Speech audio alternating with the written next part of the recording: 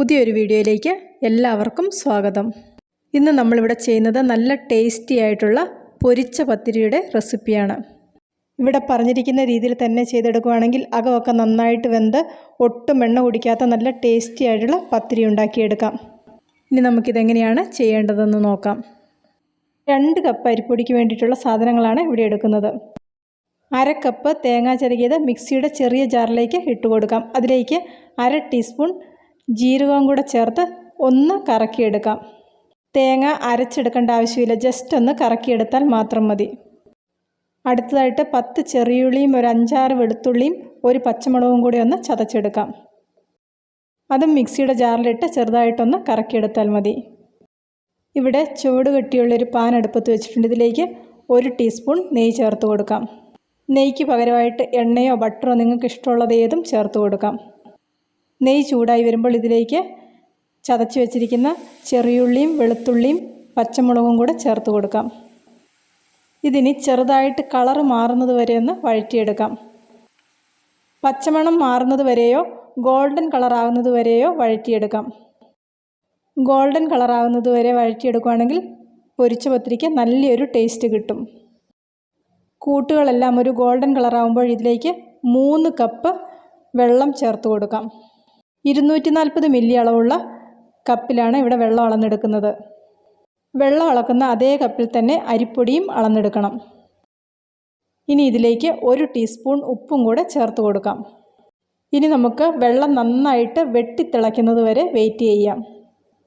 പൊരിച്ച പത്തിരിക്ക് വേണ്ടിയിട്ട് പത്തിരിപ്പൊടിയാണ് ഇവിടെ എടുക്കുന്നത്. പത്തിരിപ്പൊടി എടുക്കുകയാണെങ്കിൽ നല്ല സോഫ്റ്റ് ആയിട്ടുള്ള പൊരിച്ച പത്തിരി ഉണ്ടാക്കിയെടുക്കാൻ പറ്റും.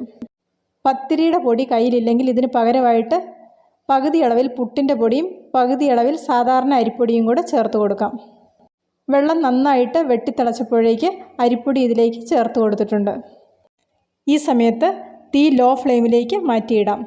അതിനുശേഷം ഇതുപോലെ വെള്ളമൊക്കെ വറ്റുന്നത് വരെ നന്നായിട്ടൊന്ന് മിക്സ് ചെയ്ത് കൊടുക്കാം. വെള്ളമൊക്കെ നന്നായിട്ട് വറ്റിയെന്ന് വരുന്ന സമയത്ത് അടുപ്പത്ത് നിന്ന് മാറ്റാം. കുഴയ്ക്കാനുള്ള എളുപ്പത്തിന് വേണ്ടി ഞാനിവിടെ ഒരു പരന്ന പ്രതലത്തിലേക്കാണ് ഇതിട്ട് കൊടുക്കുന്നത്. ഇനി ഇതിലേക്ക് നേരത്തെ റെഡിയാക്കി വെച്ചിരുന്ന തേങ്ങയും ജീരകവും കൂടെ ചതച്ചത് ചേർത്ത് കൊടുക്കാം. ഇത് കുറച്ച് കറുത്ത എള്ളും വെളുത്ത എള്ളും കൂടെ മിക്സ് ചെയ്തതാണ്. ഇതിന് പകരമായിട്ട് കരിഞ്ജീരകം ഉണ്ടെങ്കിൽ കരിഞ്ജീരകവും ഉപയോഗിക്കാം. അതിനുശേഷം കൈ തൊടാൻ പറ്റുന്ന ഒരു ചൂടാകുമ്പോൾ തന്നെ നന്നായിട്ട് കുഴച്ചെടുക്കാം. കൈ പൊള്ളാതിരിക്കാൻ വേണ്ടി ഇടയ്ക്കിടയ്ക്ക് പച്ചവെള്ളത്തിൽ മുക്കിയതിന് ശേഷം ഇതുപോലെ കുഴച്ചെടുക്കാം. ഇതുപോലെ ചൂടോടുകൂടി കുഴച്ചെടുത്തെങ്കിൽ മാത്രമേ നല്ല സോഫ്റ്റ് ആയിട്ടുള്ള പത്തിരി ഉണ്ടാക്കിയെടുക്കാൻ പറ്റുള്ളൂ. തണുത്ത് കഴിഞ്ഞ് കുഴച്ചിട്ടുണ്ടെങ്കിൽ അത്രയ്ക്കങ്ങ് ശരിയായിട്ട് വരില്ല. നന്നായിട്ട് തണുത്തതിന് ശേഷം കുഴയ്ക്കാൻ തുടങ്ങുകയാണെങ്കിൽ ഈ പത്തിരിയുടെ അരികൊക്കെ പൊട്ടി ഇതിലേക്ക് എണ്ണയൊക്കെ കയറാനുള്ള ഒരു സാധ്യതയുണ്ട്. അതുകൊണ്ട് നല്ല ചൂടോടുകൂടി തന്നെ ഇതുപോലെ കുഴച്ചെടുക്കാൻ വേണ്ടിയിട്ട് ശ്രദ്ധിക്കുക. മുഴുവനായിട്ട് കുഴച്ചെടുക്കാൻ ബുദ്ധിമുട്ടാണെങ്കിൽ പകുതിയായിട്ട് കുഴച്ചെടുക്കാം. അതിനുശേഷം ഇതുപോലെ ഒന്ന് പരത്തിയെടുക്കാം. ഏകദേശം ഒരു 1/2 ഇഞ്ച് കനത്തിലാണ് പരത്തിയെടുക്കുന്നത്. അതിനുശേഷം ഒരു ഗ്ലാസ്സോ റൗണ്ടായിട്ടുള്ള കട്ടറോ ഉപയോഗിച്ച് ഇതുപോലെ ഒന്ന് കട്ട് ചെയ്തെടുക്കാം. പരത്താതെ മാറ്റി വെച്ചിരിക്കുന്ന പകുതി മാവ് ഈ സമയത്ത് അടച്ചു വെക്കാൻ വേണ്ടിയിട്ട് പ്രത്യേകം ശ്രദ്ധിക്കണം. അടച്ചു വെച്ചില്ലെങ്കിൽ ഈ മാവിൻ്റെ പുറം ഭാഗമൊക്കെ ഡ്രൈ ആയി പോകാനുള്ള ഒരു സാധ്യതയുണ്ട്. വീഡിയോ ഒന്ന് ശ്രദ്ധിച്ചാൽ പൊരിച്ച പത്തിരിക്ക് വേണ്ടിയിട്ട് എങ്ങനെയാണ് കട്ട് ചെയ്യേണ്ടതെന്ന് മനസ്സിലാകും. ഒരുപാട് കട്ടിയിലും തീരെ കനം കുറച്ചും പരത്തിയെടുക്കാൻ പാടില്ല.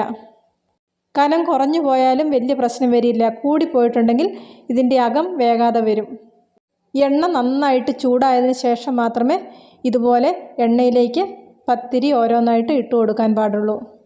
എണ്ണ നന്നായിട്ട് ചൂടായില്ലെങ്കിൽ ഈ പത്തിരി എണ്ണ കുടിക്കാനുള്ള ഒരു സാധ്യതയുണ്ട്.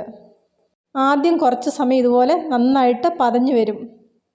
1/2 മിനിറ്റൊക്കെ കഴിയുമ്പോൾ തീ മീഡിയം ഫ്ലെയിമിലേക്കോ ലോ ഫ്ലെയിമിലേക്കോ മാറ്റി കൊടുക്കാം.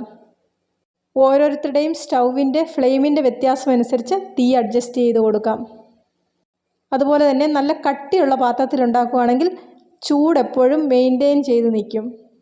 അതുകൊണ്ട് പത്തിരി ഉണ്ടാക്കുമ്പോൾ എപ്പോഴും ഇരുമ്പ് പാത്രത്തിലോ അല്ലെങ്കിൽ നല്ല കട്ടിയുള്ള പാത്രത്തിലോ ഉണ്ടാക്കിയെടുക്കാൻ വേണ്ടിയിട്ട് പ്രത്യേകം ശ്രദ്ധിക്കുക. മീഡിയം ഫ്ലെയിമിലിട്ടോ ലോ ഫ്ലെയിമിലിട്ടോ നല്ല ഗോൾഡൻ കളറാകുന്നത് വരെ വറുത്തെടുക്കണം. തീ കൂട്ടിയിട്ടിട്ടുണ്ടെങ്കിൽ ഇതിൻ്റെ അകവശം വേകാതെ വരും. ഫ്ലെയിം അഡ്ജസ്റ്റ് ചെയ്തെങ്കിൽ മാത്രമേ അകവും പുറവും ഒരുപോലെ വെന്ത് വരുള്ളൂ. ഇവിടെ വീഡിയോയിൽ കുറച്ച് കളർ കുറച്ചാണ് കാണിക്കുന്നത്. ഇതിലും കുറച്ചും കൂടെ കളർ ആവുന്നത് വരെ ഒന്ന് ഫ്രൈ ചെയ്തെടുക്കണം. ആദ്യത്തെ ഒരു സെറ്റ് ചെയ്ത് കഴിയുമ്പോൾ നമുക്കതിൻ്റെ ഒരു പാകം മനസ്സിലാകും. ഇന്നത്തെ ഈ റെസിപ്പി എല്ലാവർക്കും ഇഷ്ടപ്പെട്ടെന്ന് വിചാരിക്കുന്നു. ഇഷ്ടപ്പെട്ടെങ്കിൽ ലൈക്ക് ചെയ്യാനും ഷെയർ ചെയ്യാനും നിങ്ങളുടെ അഭിപ്രായങ്ങൾ അറിയിക്കാനും മറക്കണ്ട. പുതിയൊരു വീഡിയോയുമായിട്ട് വീണ്ടും കാണാം.